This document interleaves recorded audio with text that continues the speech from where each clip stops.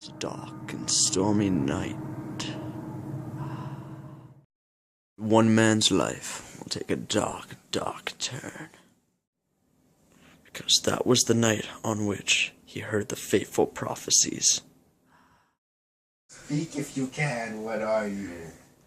All hail, Macbeth! Hail to thee, Thane of Glass! All hail, Macbeth! Hail to thee, Thane of Cawdor! All hail, Macbeth, that shalt be king hereafter.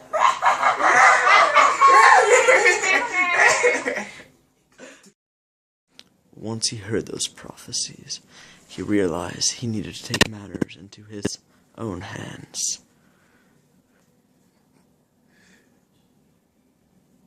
Dun, dun, dun.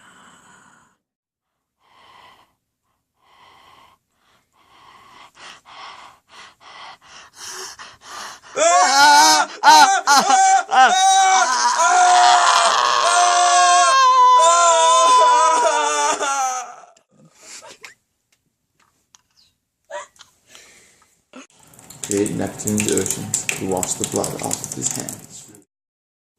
And that caused him to go mad, killing even his best friend.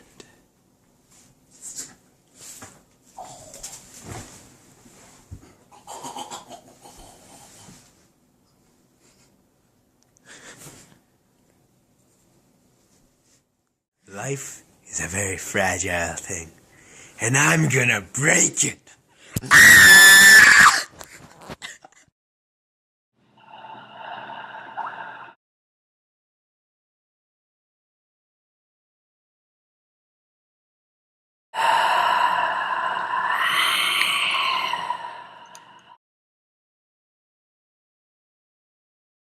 Hello, Mr. Banquo. It's nice to see you visiting this world again.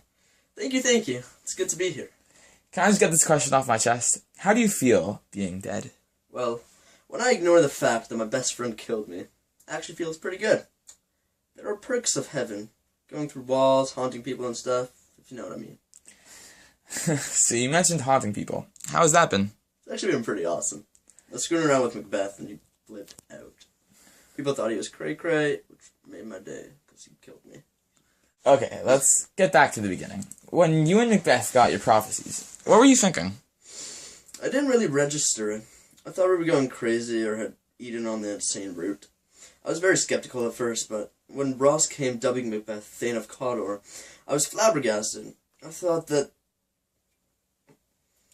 though that they might be trying to win us with honest trifles to betray us in deepest consequences. You took a cautious approach to the prophecies. Did you think at the time that Macbeth was going to react the same? After the first prophecies came true, I noticed that Macbeth was getting very excited and sure of his prophecies, and seemed to be willing to do anything to help fulfill them. So no. Did you think Macbeth would go as far as he did, killing Duncan, the King of Scotland, and yourself, his best friend? No. I always thought of Macbeth as a loyal person. I still can't even fathom that he killed the king. Even worse than that, he killed me, his best friend. He was at my son's bris, for God's sake. He clearly went insane with his first taste of power. I assume that after you died, you were still looking down on events happening in Scotland? Yeah, I want to see what would happen to Macbeth in the end. If he got what was coming to him, I definitely wasn't disappointed. So what were your thoughts when Macbeth returned to the witches? And how did you feel about his reaction to the prophecy about your lineage? I felt pretty good, knowing that even though he killed me and betrayed me to become king, it wouldn't last long, and my lineage would prove to prevail as the king's. And what about the other prophecies? What were your thoughts on those? I knew they were too good to be true, because the witches are evil. I knew Macbeth would think that he's untouchable because the trees would only move in Lord of the Rings, and who isn't born to a woman? But the witches like to trick you into a false sense of security, which I knew would lead to Macbeth's untimely demise. It must have been fun to watch Lady Macbeth's, episode. What were your thoughts? Yeah, that was hilarious. She was going crazy. Even more so than Macbeth. Now, I know it's not nice to laugh at people's misfortune, but she did plan to murder Duncan and myself in cold blood, so I couldn't help myself. How did you feel watching the downfall and untimely death of your best friend? Do you still feel badly for him, or did your murder change that? Take a guess. Of course, it was slightly sad seeing the total downfall of my friend, who used to be so strong in my eyes, but I was happy to see the tyrant finally die, to end his evil doings and stop the unnecessary murders. Alright, if you could still say one thing to your son, who recently became king, what would it be? Don't let your best friend murder you. That's about it. So, Thank you very much, Mr. Macbeth.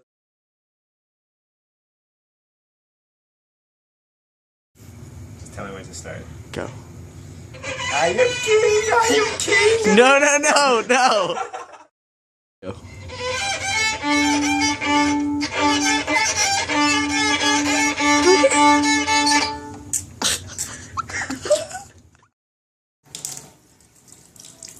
Oh, this is actually really easy. I feel like there's no blood on my hands anymore. Duncan. Oh yeah. just show your hands. Turn off and show your hands.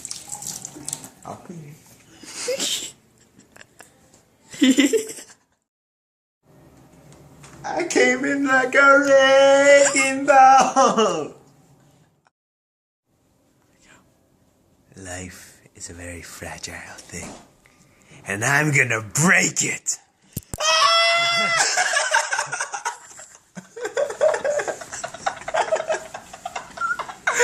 I can't scream. Do you want to do that again with my screaming? Yes.